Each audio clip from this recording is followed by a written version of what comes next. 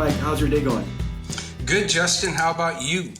Awesome. Great. Thank you for joining us today. And we'll love to learn a little more about Whitewood and your background of how everything in trucking and your story and stuff. So, nobody ever wakes up one day and decides to be a trucker. What's your story? How did you get into trucking? So I was born in Billings, and then my dad worked at a truck stop here in Billings. And when I was 3 months old, he pulled up the family because he was offered a job as a fuel tax auditor for the state of Montana in Helena, which is the capital of our state. And he did that for several years. And I think it was in 1972, he audited a trucking company in Livingston. And, for, privacy reasons, I won't give you the name. Someone could probably figure it out. But anyway, they had some serious problems with their fuel tax. And my dad spent a lot of time helping them get that straightened out.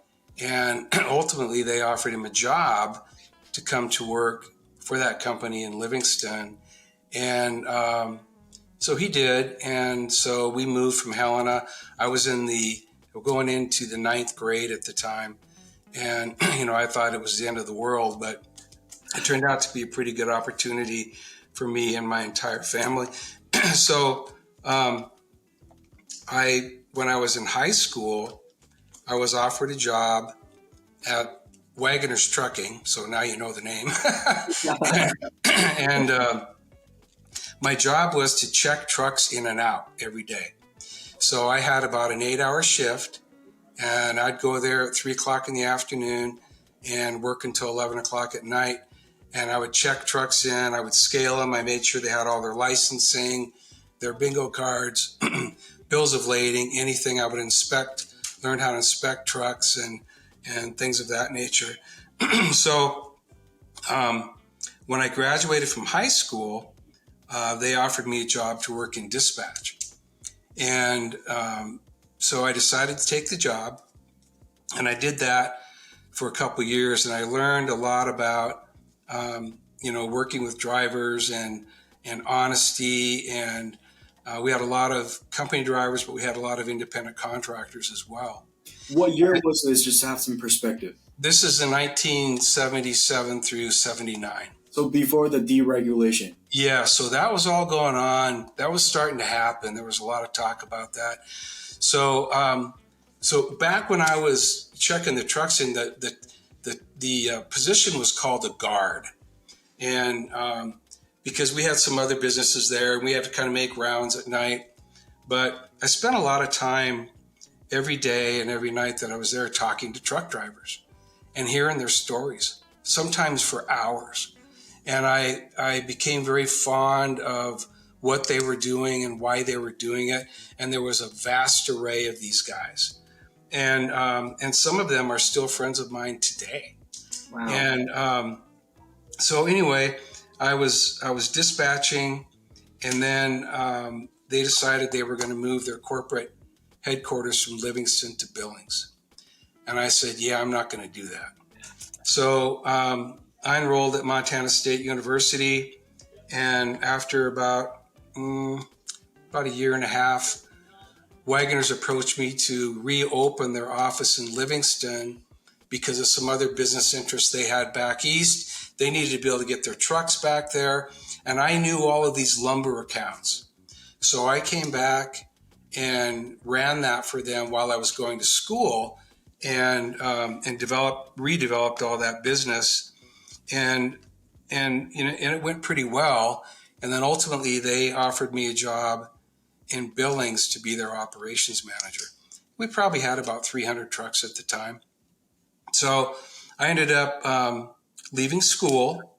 It was very challenging for me financially, and I had 5 brothers, so my parents were limited as to what they could do for me. And I came down to Billings and went to work as their operations manager, and did that for several years until about 1991. there was a little company called Whitewood Transportation, which we have since changed to Whitewood Transport, but it was owned by three principals they were all about 24, 25 years older than me. And they did a little bit of heavy haul. They had three owner operators. They did a little brokering.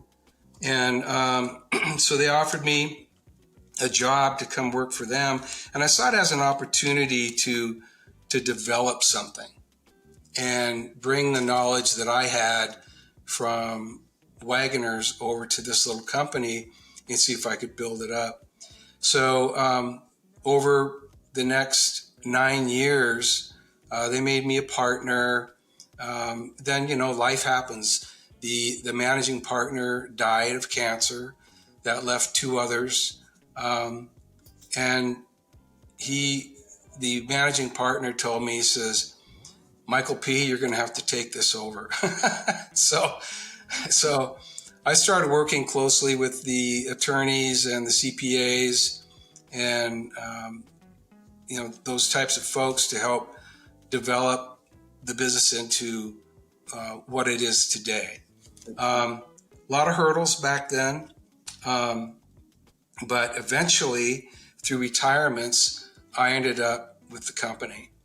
And I was, on a fast pace to get it built up the way that it should be. Campaigned for a lot of independent contractors and really worked hard to develop the business. I was able to bring some business to the company when I came.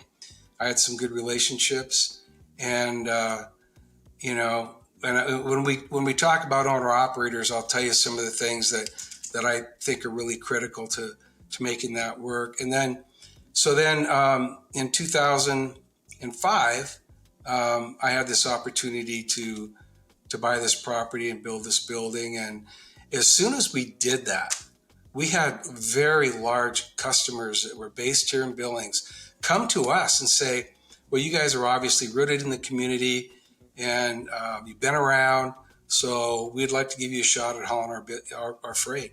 And so that's what we did. And it's been great ever since. That's awesome. That's awesome. So you were the cool kids who drop out from college and start your business and join a company and then eventually, scaling this business. That's awesome. What a great story to hear. But when I was 47 years old, I went back to college. Wow. And then finish your degree in college. Well, not quite. I was a little short, but, I was kind of weighing it out. Did a degree completion program through University of Mary out of North Dakota. And even some of my instructors were like, why are you doing this? You don't really need to do this. I said, it's something I wanted to complete.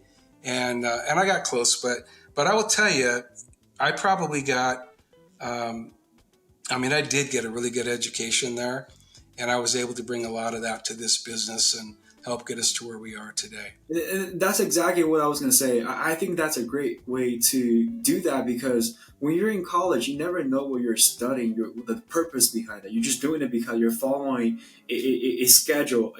Everyone is up. But then when you complete when you did your transition to your career, starting a company, scaling the company, and then going back to school again, you have a clear purpose on exactly what you want to get out of it. I got straight A's when I went back. Wow.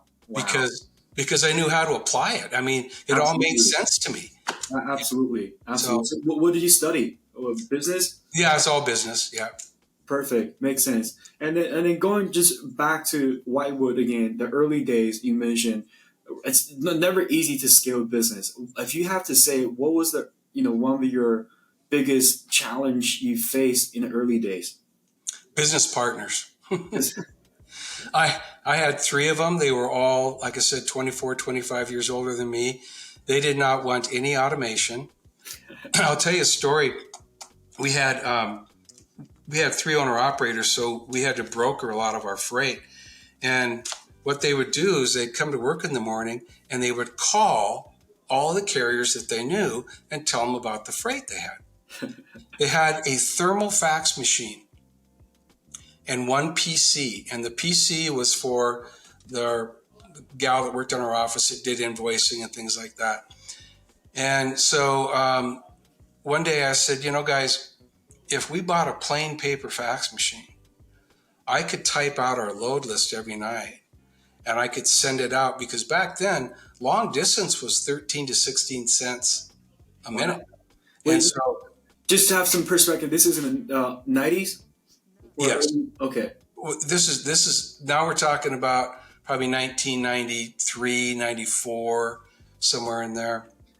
And so they said, well, okay. So it was, they went ahead and let me buy the plain paper fax machine. So I would type up all the loads that we had available, and I programmed it so our A carriers got the information right away.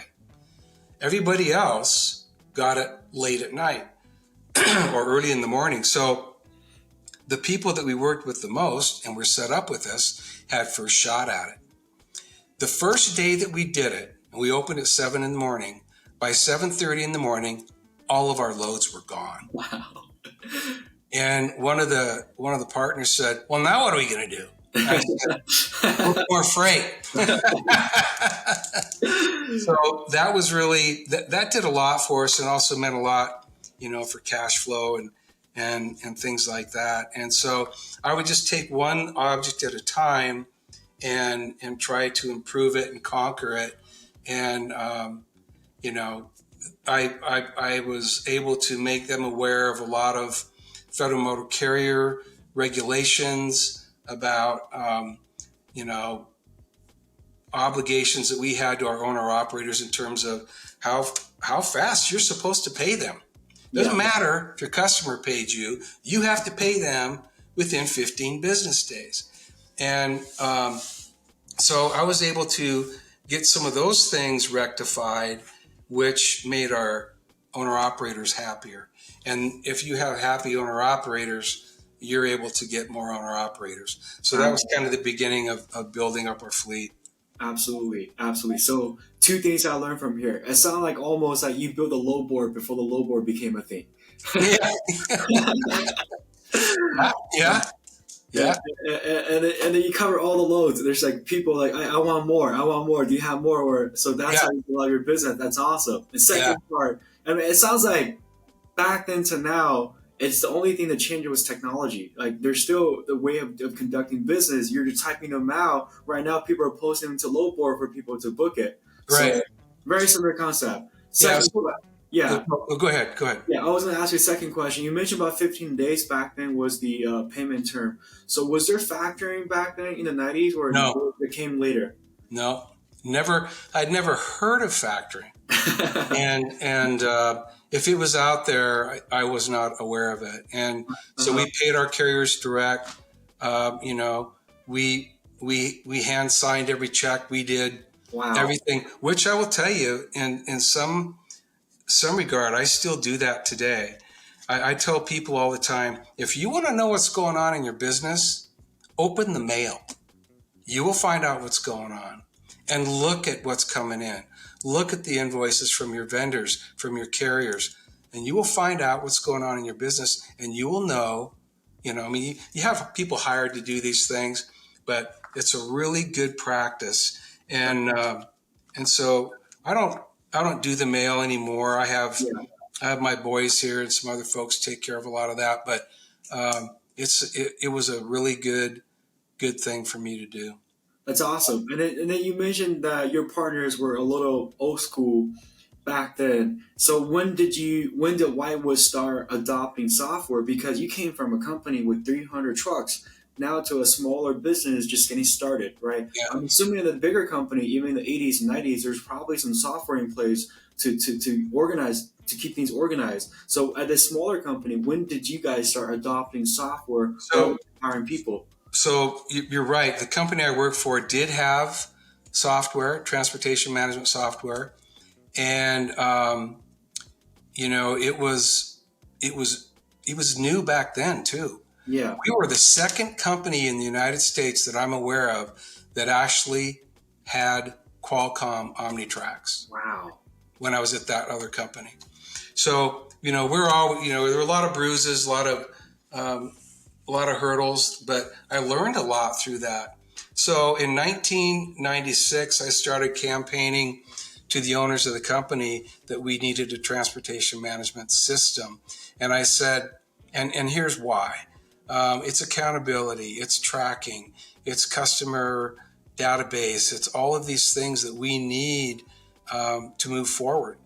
And so I finally got the senior partner to agree. And in 1997, we licensed with TMW. And to give you some perspective, it was a DOS operating system. That's how far back it goes, right? And then in our licensing and our contract, we were able to get the upgrades, as they moved off of that platform, and and that's where we are today, at least for the moment. I see. Okay, that's awesome. That's awesome. I mean, after adopting a software TMW into your system, did you guys see immediate return on investment? Oh, absolutely, because you have nearly an automated settlement system. Everything is connected to your. It was Great Plains Accounting at the time, and still is today. Everything's connected to your Great Plains accounting system. So in effect, what we had was from the conception of a rate quote all the way to the general ledger, and we were able to track everything. A driver, an owner operator, would come in and talk to me about his performance, and I could pull up the numbers and say, here you go.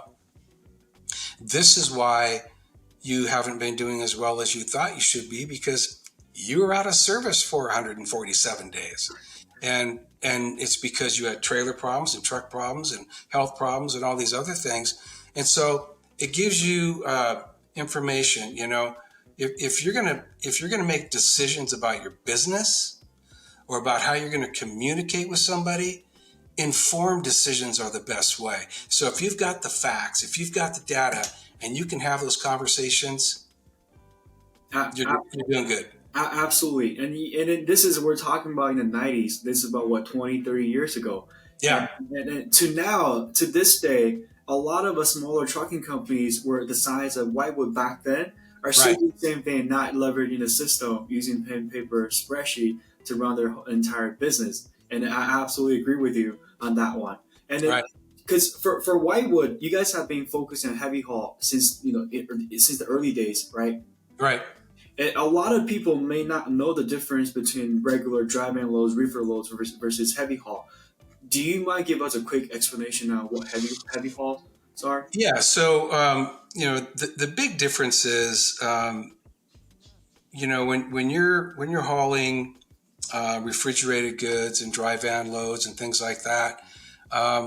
There's lumpers involved and whatnot, and they load your truck, and you secure it and you shut the doors and you go, and you're just driving. Heavy haul is different in that if you have weight and you have over dimension, every single state has a different permitting system. Wow. They calculate their weight permits differently. They calculate their over width and over height permits differently, and their regulations in terms of what requires an escort car. So you really have to know what each state requires. So So you literally have to apply for a permit from each state that you exactly, operate in. yeah. Wow. So if we pick up a D8 dozer in Billings and we're going to haul it to Chicago, you have to look at okay, which way are we going to go? Are we going to go across North Dakota or South Dakota? And are we going to go through Minnesota, Wisconsin, into Illinois? Are we going to go through South Dakota and Iowa into Illinois? And your decisions might be predicated not just on the regulatory side. And Iowa's always been, well, I should say probably Illinois is more of a stickler on weight, but you've got to figure out what those permits and pilot costs are going to be. It might behoove you to go a little longer and avoid some of those so that you can save your customers some money. And then Then the other issues, of course, are weather. Um, when some traffic is delayed because of weather, oversize and overweight is some of the first ones to get shut down. No, we don't want your wide load out here today. In Montana, we have a lot of roads that are called red routes. Yeah. So those red routes are in areas where there's going to be a lot of tourists probably. So from Friday afternoon, about 3 o'clock on, you don't go on those red routes if you're oversized. So there's different regulations. We do a lot of work at one of the mines here in Montana, and we have to have county permits to go up to the mine. So you have state, you have county, and it's all different. That's very interesting what you mentioned about heavy haul. It seems like heavy haul is very specialized because of all the requirements you have. Now, brings the next question. Heavy haul customers, do they mostly rely on brokers to find them truckers, or do they work directly with companies like you guys? Yeah, well, it's kind of a mixed bag. I think that depending on economic conditions, some customers are looking to save a buck. All right. But sometimes they don't ask the right questions. Is this brokered truck properly insured to haul my load? What Absolutely. happens if there's a claim? Are you going to pay it, carrier that's representing this broker, or is the broker going to pay it? So that's where you have to have contingent cargo and contingent liability. And I think responsible brokers have that. But if you're just a broker and you're not a carrier too, maybe you don't. And I think that there's a lot of in smaller construction companies and whatnot, they don't always ask the right question, and they just assume that this is insured. It might be $1 million piece of machinery. From my So understanding, most of the cargo insurance is 100K, right? right. But then if it's like 250, 500, or even close to $1 million, in that case, what happens if the carrier only has 100K and your $1 million cargo get damaged? What happens? So that's interesting. I think the term is reinsurance, and what happens is if that carrier has a claim and they only have 100,000 and they had $1 million worth of damage, well, their customer is only going to pay 10% of that, right? Yeah, And so if you misrepresented your company, you're going to be in hot water with your own insurance company. So, for example, if we hired a carrier to haul a load that only had 100,000, but the claim was $1 million, even though we have the $1 million in cargo and liability, our insurance company may not pay any more than the 10%. That 100,000 goes on the carrier's insurance. yeah, The contingent cargo and liability goes on ours, and our insurance company says, "You're an idiot. You shouldn't have done that. So you're going to get penalized. We're going to pay only 10% of what you should have been covered." So maybe you end up with a $200,000 coverage for that $1 million claim. The best thing to do is be prudent and to know. The first question is, when you quote the load, what's the value of this load? And the second thing is, try and get that in writing. Get it in an email. Get something to confirm that value. And then when you put that broker on it, you make sure you have a certificate that covers that. If they don't have it, you should have an outlet for them to buy coverage for that particular load that day, which is something that we do. absolutely. Okay, and then going back to that, you said it's a mix of some of the construction companies will go to brokers, and it sounds like Whitewood. You guys do an amazing job. You've been doing this for so long. Why don't a lot of them go directly to you guys for quotes? I think it's about numbers. It's a numbers game. They're trying to save a buck, and I don't blame them. I mean, and you should try and do things, as efficiently and with those costs in mind all the time. But a lot of times we will quote an order, and let's just say hypothetically we quote $10,000, and the customer says, "Well, I got somebody that'll do it for 8,000," and we say, "Well, we can't do it for 8. But good luck, and if you need us in the future, give us a call." 2 weeks later, they'll call up and they'll say, "So, is there any chance you could do it for the 8 because that other carrier or that broker can't seem to get it covered?" Well, they can't get it covered because they didn't have enough money on it. Absolutely. And so we take a great deal of pride in the responsibility of making sure that those trucks are getting paid what they need. I don't try to make money off trucks. I don't. Not our owner operators or broker. I try to make money from the customer for the service that we provide them. And if you try to make it off the trucks, and I know some folks do, it's not fair. And you're going to put them out of business. The costs are too great today in equipment, in fuel, in maintenance, in tires, and you got to make them every buck that you can make them. Absolutely, absolutely. And then going back, because you've been doing this for, since you're out of high school or college, you've been working in the industry. What changes have you seen in the truck industry in the last 20, 30 years? Well, you know, hours of service has been huge. Transitioning to ELDs has been huge. Insurance requirements, there's been some changes there. Bond changes for brokers have been big. I think that probably the greatest threat right now is independent contractor status.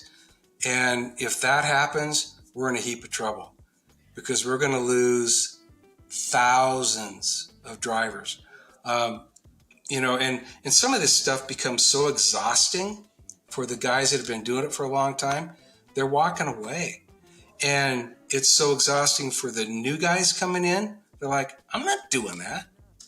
So I had a friend of mine the other day said, "How come is it when I'm driving down I-90 and I'm going up the Columbus Hill, which is quite a climb, and there's a semi up there, and he's got a guy in front of him, and I'm going 80, the speed limit, and they're going 65 or 70, and the lead truck is probably empty, and the second truck is just creeping up on him.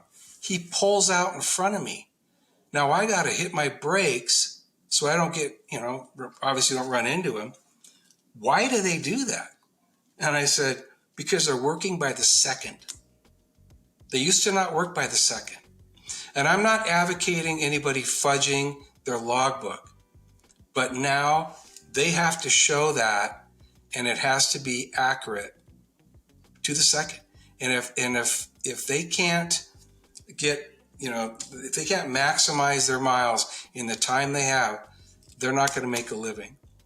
And I see it on the road all the time, and I think it's created some safety issues for us. Absolutely, the regulations. During COVID, a lot of those were waived. Right? Hey, we're Right. we're waiving those, and it really makes people think: what are those regulations in place? Are they necessary?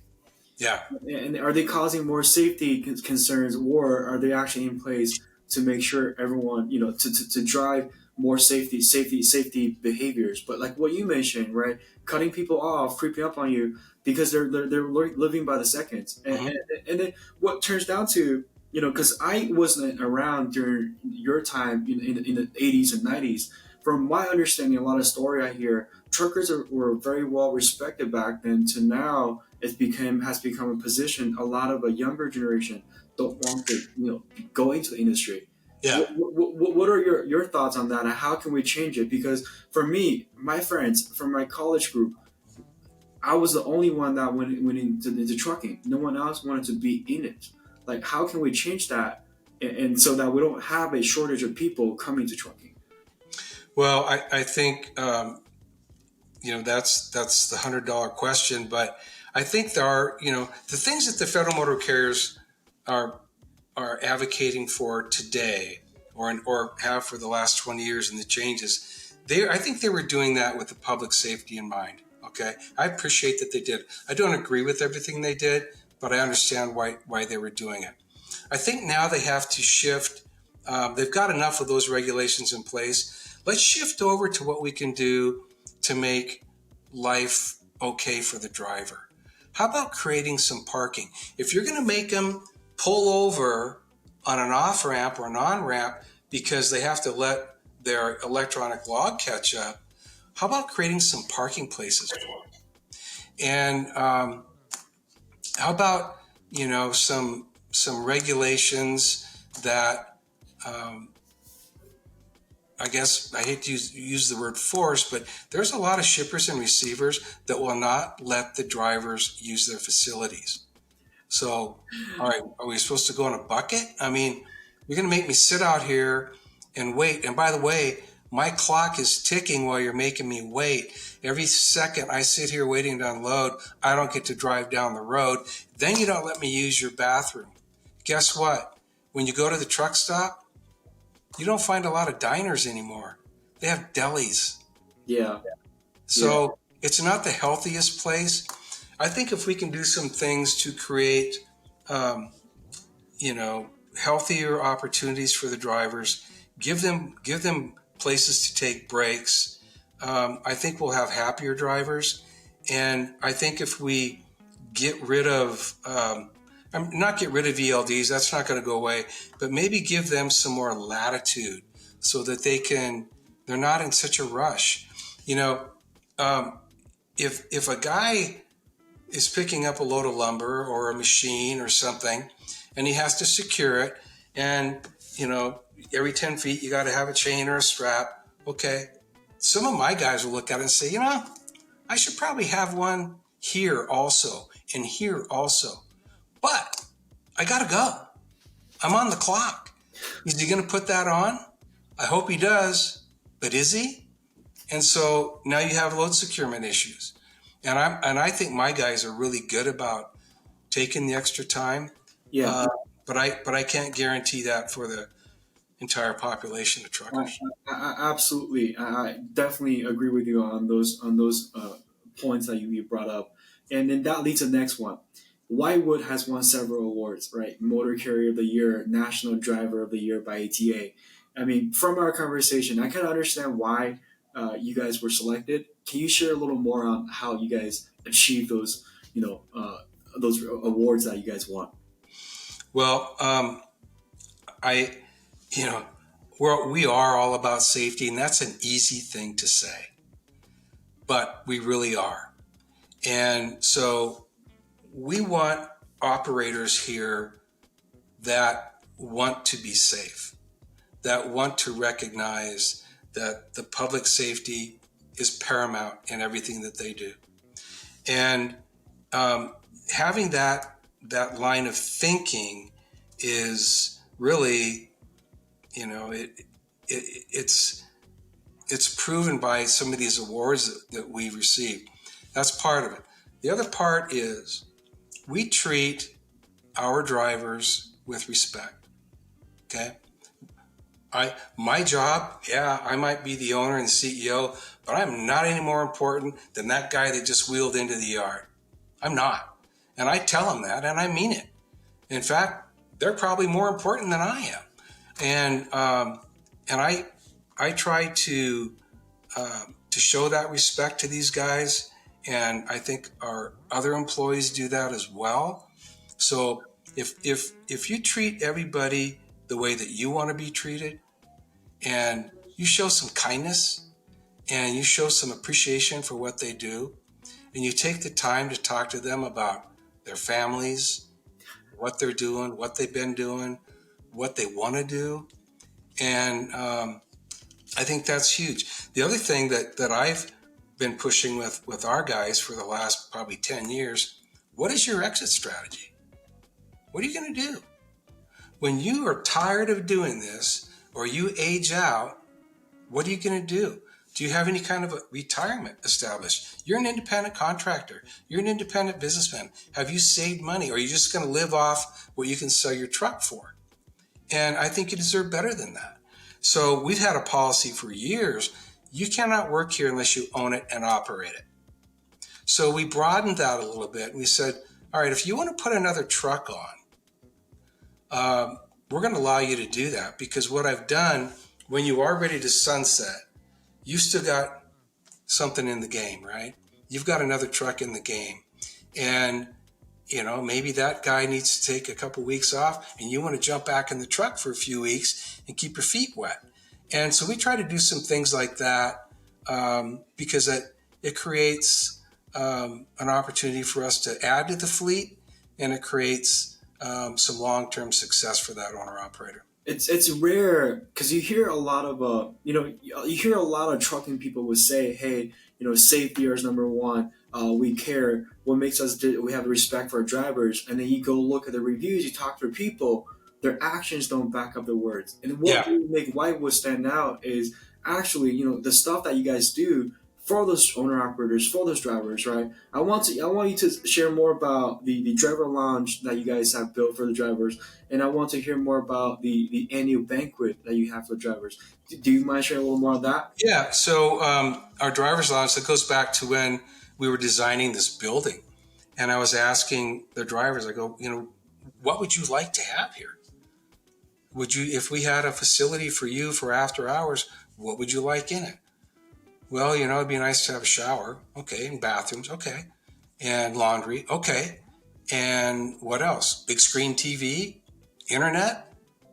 How about, a book swap, a book library you can exchange, and DVDs, and, things like that. And then we wanted to make it really comfortable for them. And it's nice. It has nice furniture. It has all of those amenities, and it has a Keurig in there so they can get a coffee, and it's fresh, and there's a snack machine in there. And so we do that, and they have 24/7 access to that. One problem that we have is, because we're in the county, we're on a septic system, and the laundry flooded our septic system. So we had to disconnect those with that item. But we are getting so developed here in our area that we believe the city is going to bring services in here soon. And we look forward to putting that back in, because those machines were going all the time. I bet. I The, bet. the other thing that we do, um, we celebrate work anniversaries and birthdays and driver birthdays, and we have we kind of narrowed it down to once a month. We have a big luncheon here, and whoever falls into that that period of time, we celebrate them, and we let them know. And if there's 6 drivers here, come on in, and we eat and we visit and we share, and it's really about caring. When I was in the 80s, I was out looking for software when I was at Wagoners, and traveled around the country to different places. And I went into a place in Missouri, and I won't give you the name of the company, but I walked into their dispatch office, and they had half doors around it, because they wanted to interact with their drivers, but they didn't want the drivers to come into dispatch. And I thought, wow, what a horrible thing to do to these guys. And I've seen it where, they don't even have the half doors. So is it a good idea to allow your drivers to come into dispatch? Sometimes they see things or hear things that maybe they misconstrue, but I think you should always welcome your drivers into every room in the building. And if there's something critical going on, or, you can say, let's grab a cup of coffee, go down to the conference room. Or let's grab a cup of coffee and go into, the lounge while these guys work this problem out. Because, it is back to what I said earlier. You got to treat everybody the way that you want to be treated. And the minute that you deviate from that, you're not taking care of your people. And I feel the same way about our employees too. Now, in the world of social media and the Google reviews and all that, you're never going to satisfy everybody. And you're going to hear things about this company or that person. Um, so being aware of that, I think that puts a little more impetus on the fact that we need to always be aware that that's lurking out there, and we need to be cognizant of it, and and do a good job. Absolutely, absolutely. What you mentioned out there, regarding, especially when you mentioned what the stuff you're doing for the drivers, I have never heard of another trucking company that does that. I Yeah, have not heard of another trucking company. Everything you're doing, right? Building things backward before you even build the driver lounge. You're asking drivers, "What do you want?" Okay, let's build it. Let's get your wish list first, and then yeah, build it backward to yeah, make sure that we meet your requirements. yeah, What you want. And also this monthly birthday celebration and a work anniversary, those people don't celebrate that, right? Like you guys, yeah, and then this exactly, I'm assuming why I was looking why would the cool stuff you've done. One thing that really caught my attention was, hey, you hauled the Christmas tree from Montana to Washington D.C. right. That's such an honor to be awarded that job to do that. And my question was, like, I was thinking, how did you, why Whitewood? Why did they choose Whitewood? But what you're telling me, it kind of answered majority of the question. And then, is there anything else missing? Like, why Yeah. Whitewood? So years ago, it's when we were working downtown, and I think I got a Transport Topics or something, and it showed a picture of a motor carrier that was hauling the U.S. Capitol Christmas tree. And it's not small. That thing's about, I think by the time they trim it up, it's probably 90 to 100 feet long. It's Yeah. on a special trailer, and I thought, wow, what an honor would that be to ever get to do that. And that's just all I thought. Well, several years later, I think it was probably 2016 when it presented itself. We did it in 2017. They were harvesting that tree out of the Kootenai up in an area called the Yak, up by Libby, Montana, way up northwest. And we got a call from the Montana Trucking Association. Said, "Hey, is anybody interested in?" Or they sent it out. Is anybody interested in doing this? So I didn't answer the email to reply all. I just replied to them. I said, "Yeah, I want to do it, and we will do it, and we can do it, and we have the experience to do it, and we have the right driver for it." And um, then we got a call from the nonprofit organization that was, sort of works with the Forest Service and puts it all together. And they said, "Yeah, we would like you guys to do it." So I was at a Montana State football game in Bozeman, and I'm at this kind of a pre-party the night before, and I'm sharing with an architect I know and another guy that I met when I was a little kid. And he runs a company called AD Creative, which is a marketing company here in Billings. And they said, "Mike, what's going on?" I said, "Well, gosh, we just got this opportunity to haul the Christmas tree to the U.S. Capitol." And the architect says, "That's a big deal. You need to work with this guy and make it a bigger deal." So we did. And it just kind of took off from there. It was very expensive. So I had an owner operator that I had to take out of service for really about 5 weeks. Wow. And he's a 9-axle configuration. Okay. That guy generates big money. So I said, "Here's what I'll do. I will pay you as if you were hauling heavy freight for all that time." Wow. And then just the marketing that we did was huge. And then I flew my family, his family, some other people here from the company back to DC for the lighting. And my son, Brad, who's our safety director, he actually rode on the truck through 3 or 4 states with him. And they took a very circuitous route to get back there, but it was so incredible. They went across one of the reservations up in northern Montana. And a little girl came up to Larry Spiekemeyer, may he rest in peace. He's passed away, but he's the one that drove. And she said, "This is the greatest thing that's ever happened to our town." When he rolled in with that tree, and they had escorts, and it was beautiful, and it was really really a big deal. So I remember there was a lot of Facebook activity, and a guy I know from Portland says, "Yeah, it's a great use of our tax dollars." And I said, "That's not our tax dollars. That's Mike's dollars."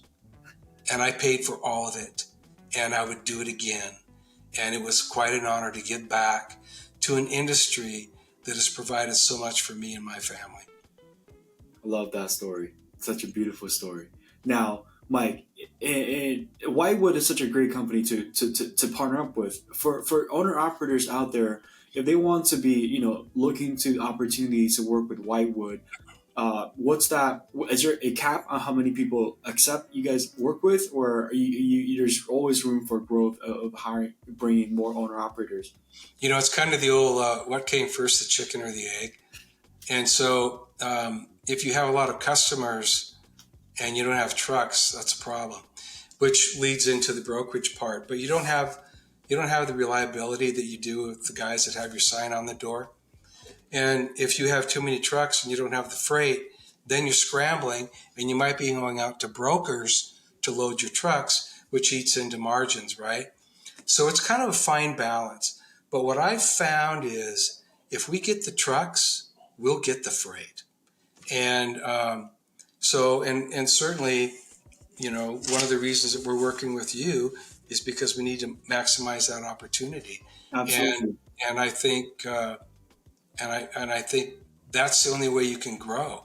But it's kind of like one of our owner operators might be pulling a step deck trailer, and he says, "I want to grow up to a 5 or 6 axle lowboy." And of course, it puts a little pressure on the sales guys.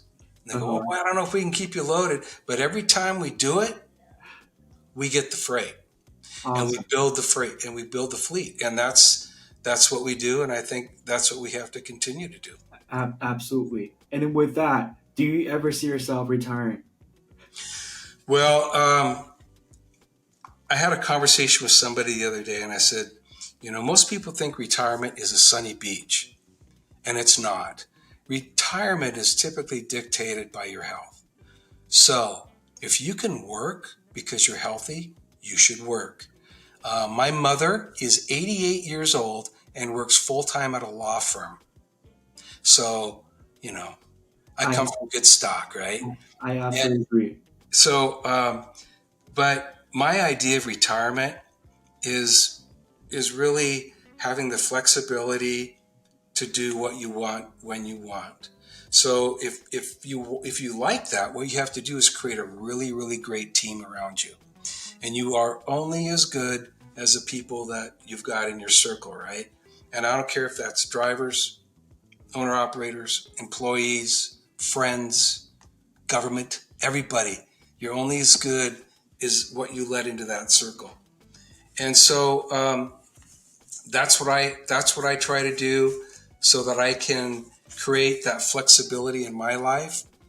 If I don't want to come in at 7 or 8 or 9 or 10, I don't. If I want to go to a conference, I can go. If I want to take the time to go spend an afternoon with one of my drivers, I can do that. And I think that's really, to me, that's what retirement is. Yeah. So, but I will also tell you, we all have an expiration date, and most of us don't know when that is. So, what you have to do is make sure you have all the holes in the dam plugged, and you got the right people in the right place to do the right things to perpetuate your organization. I have a whole fleet of drivers and their families that rely on this company. I have a whole group of employees that rely on this company. And so I have to that's my responsibility to make sure that they're going to be okay. And I think about that every day.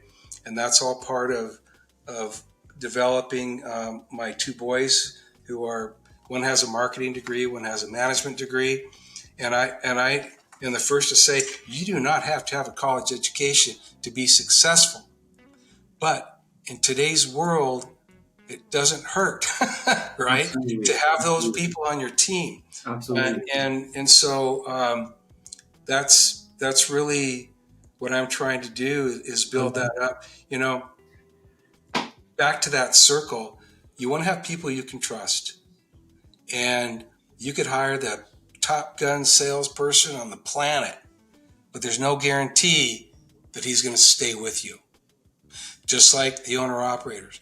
So if you treat everybody right, and you give them a reason to trust you, and they give you a reason for you to trust them, that's a long-term relationship.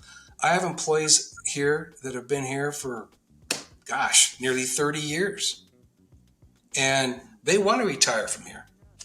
And some of them have said for years they're going to retire, and they never do, because we're their family, right? But I love the wisdom you're sharing. You know, with everybody who have a chance to read or watch this, is setting up that foundation. What you're doing right now is yeah, setting up the next generation, set them up, yeah, giving them a strong foundation to be successful. yeah. So yeah, so that's pretty much everything I wanted to ask you, Mike. Thank you so much for your time. And last but not least, is there anything more, any wisdom, more wisdom you would love to pass on to not just your kids, but the younger generation who are in the industry? Well, I guess what I would say to anyone that's interested. Um, it doesn't matter what business you're in. I don't care if you're selling hamburgers, or you're moving freight, or you're banking, or you're doing accounting. It is so important to provide customer service, not just to your customers, but treat everyone like their customers. Your vendors, when you have a problem, like we've had problems here, and we have a relationship with a vendor that can come out and they stop what they're doing and come and take care of us, that's huge, because it's relationship driven. Customer service, treat your customers right, treat your employees right. I always say to my employees, don't let your coworker fail. Don't, because you might need them someday too. There's a lot of bad stuff going on in our world today. If all you do is listen to the news and let that dictate your mindset, you're going to walk into the office grumpy. Come to work, take that grumpy hat off, hang it on the wall, and come in with a smile on your face. Treat people nice, work hard, and you'll be okay. Wow. Well said. Well said. Thank you, Mike. Appreciate it. Thank you, Justin. Have a good day.